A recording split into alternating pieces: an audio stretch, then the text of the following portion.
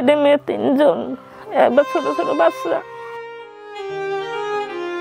রেশমা আক্তার মাত্র 30 বছর বয়স, কিন্তু সময় যেন থমকে দাঁড়িয়েছে তার জন্য। পিরোজপুরের নেসারাবাদ উপজেলার ভাইজোড়া গ্রামের এই তরুণী মা এখন ক্যান্সারের মরণ ছোবলে মৃত্যুর প্রহর গুনছেন।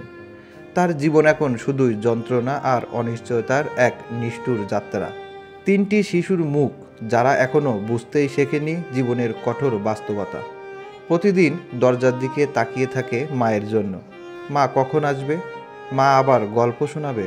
কিন্তু সেই মা এখন হাসপাতালের বেডে, অসহায়ের মতো তাকিয়ে আছেন সমাজের মানুষের দিকে, এক সহানুভূতির জন্য, একটু সহচর্যের জন্য, আর সবচেয়ে বেশি বেঁচে থাকার জন্য।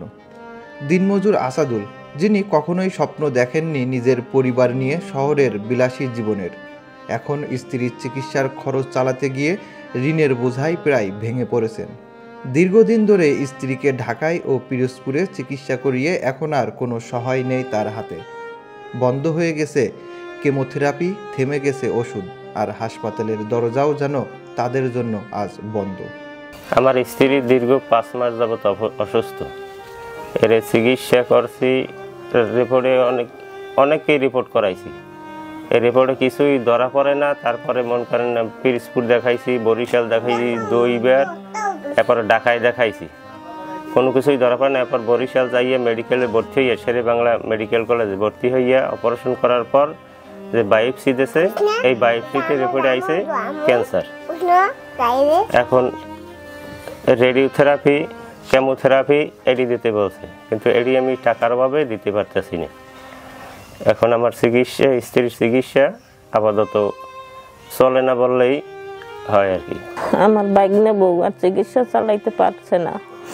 আপনারা যদি কেউ সাহায্য করেন তো একটু করেন। ছেলে মেয়ে 3 জন, এবার ছোট ছোট বাচ্চা। আপনারা যদি দয়া করেন তো একটু সাহায্য করেন।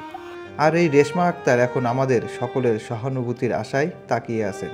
এমন একটি অসহায় মুহূর্তে আমাদের সমাজ যদি এগিয়ে আসে, যদি আমরা হাতে হাত মিলিয়ে এই মায়ের পাশে দাঁড়াই, তাহলে হয়তো ফিরিয়ে আনা সম্ভব সেই মায়ের হাসি। সেই পরিবারে আবার ফিরে আসতে পারে আলো। আমার আম্মু অসুস্থ, একটু সুস্থ করতে চাই। আমার আম্মু অসুস্থ, আমার আম্মু চিকিৎসা করাতে চাই।